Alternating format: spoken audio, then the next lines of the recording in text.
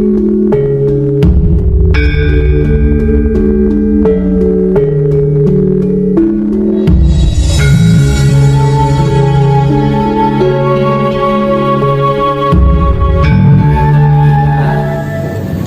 itu mempunyai karakter dan mempunyai sifat dan mempunyai hukum, ya. Oleh karena itu di dalam buku saya yang 2018 Ya. itu judulnya Jagat Merenovasi Diri. Jagat merenovasi diri. Merenovasi diri. Dan di situ saya tulis angkanya, manusia akan disisakan 27,3%. Tapi yang penting-penting saja lah. Karena apa? Karena bumi itu ini masih lumayan akhir ini, ya. Bahkan dulu bumi itu pernah meledak. Itu meledak sekian ribu tahun yang lalu atau juta tahun, ya, tahu ya.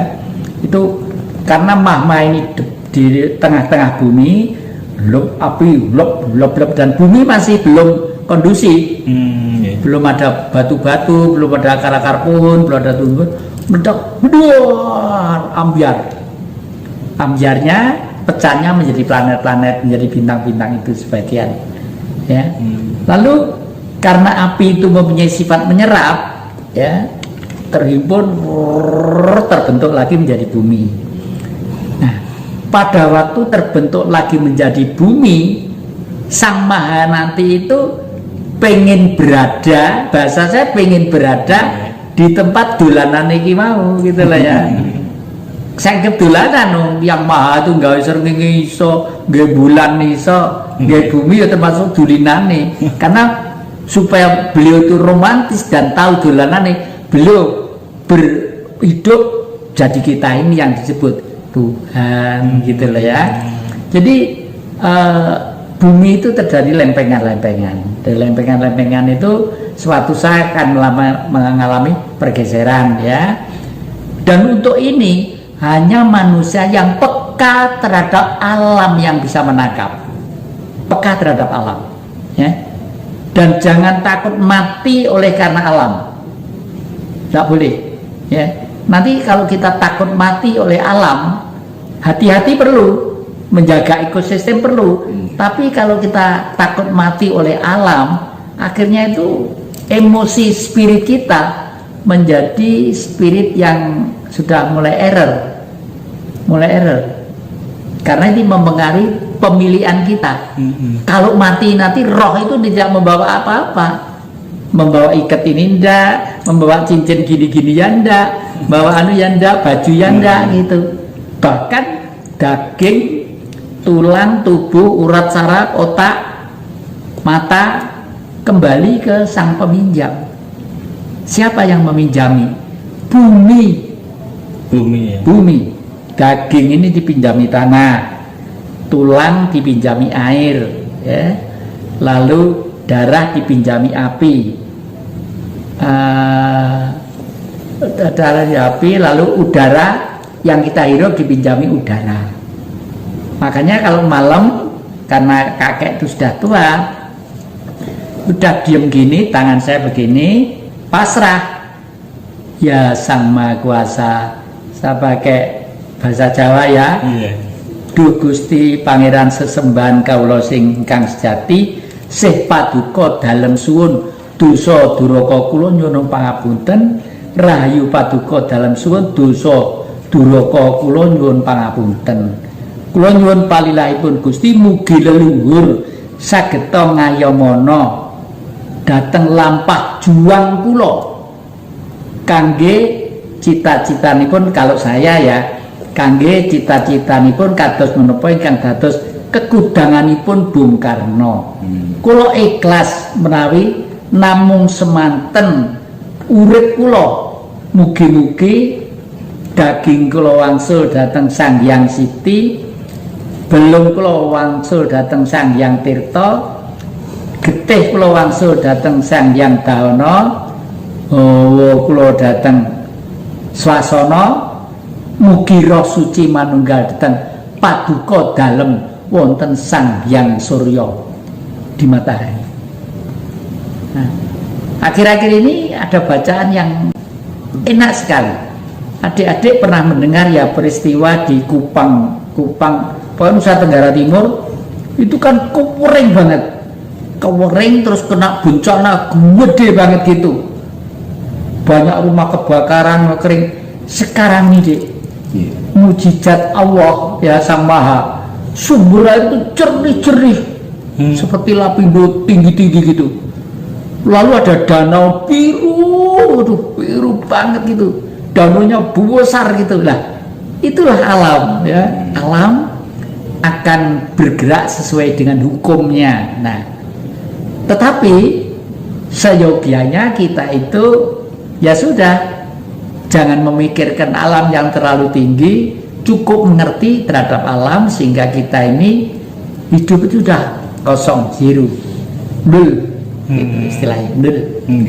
Makanya kalau saya bilang begini ya, itu kalau saya misalnya ditanya seseorang, enggak, kalau misalnya saya mencari barang saya yang entah HP di mana tuh, pernah di rumah ini, rumahnya kan gede panjang gitu, mencari HP, mencari di mana tuh nggak ketemu, cucu-cucu kuliah semua.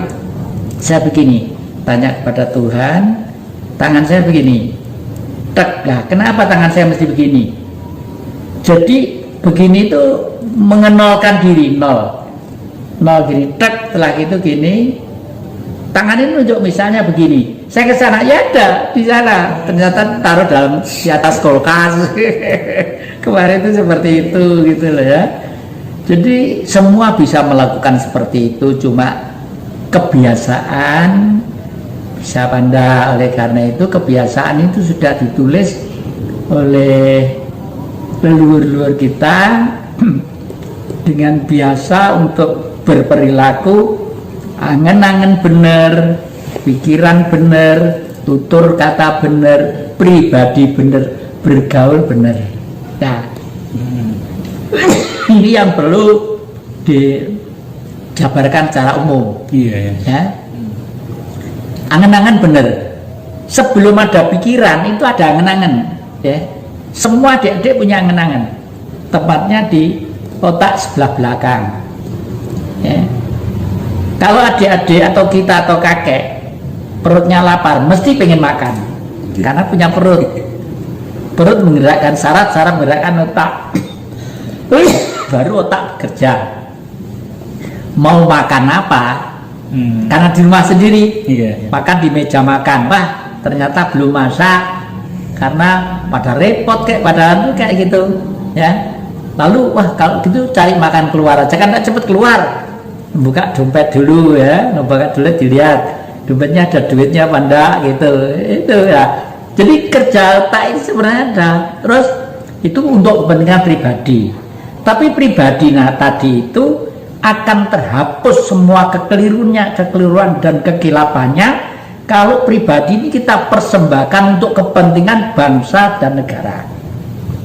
Itu ya, bangsa dan negara. Mungkin orang-orang di Kupang sana yang kepanasan ke segala macam, waduh, boleh dikata makan aja sulit ya. Ini udah, lalu dimanapun sudah malah dipasang tower-tower, lalu jalan-jalan supaya lajunya enak, dan pergaulan internasional pun tetap harus kita jaga karena sekuat-kuat nasionalisme masih tetap akan rapuh kalau kita tidak mengerti pergaulan internasional. Meskipun kebangsaan ini harus ditaruh di nomor 2. Di zaman Bung Karno tahun sekitar 60-an ya, urut-urutannya Pancasila itu seperti ini. Nggak sekolah pun bisa ngapal nih. Lah, ini besok kalau kita itu sudah ada kesempatan atau pemerintah ini sudah nuwun sewu waras lagi, waras betul-betul waras ya, dalam arti sebagai alat negara ya. Susunannya itu gampang, 1, ketuhanan yang 5K, ketuhanan yang Maha Esa, kebangsaan, kemanusiaan, kerakyatan, keadilan sosial, titik. Nggak sekolah pun ngapalnya pinter.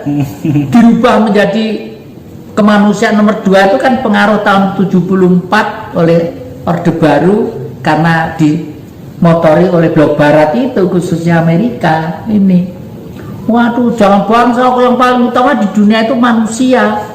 Yang harus diutamakan itu harus manusia. Harus manusia. Karena isinya manusia, manusia butuh makan, butuh sekolah, kelihatannya bener. Tapi di kitab-kitab suci itu bukan manusia diutamakan, bangsa. Kalau manusia diutamakan, akhirnya menjadi perilaku politiknya liberal, bebas, akhirnya menjadi binatang. Manusia itu kalau diberi kebebasan, ya berubah menjadi binatang secara tidak langsung. Betul ya. Inilah sebabnya persatuan spiritual Nusantara ini. Saya break dulu ya. Aduh.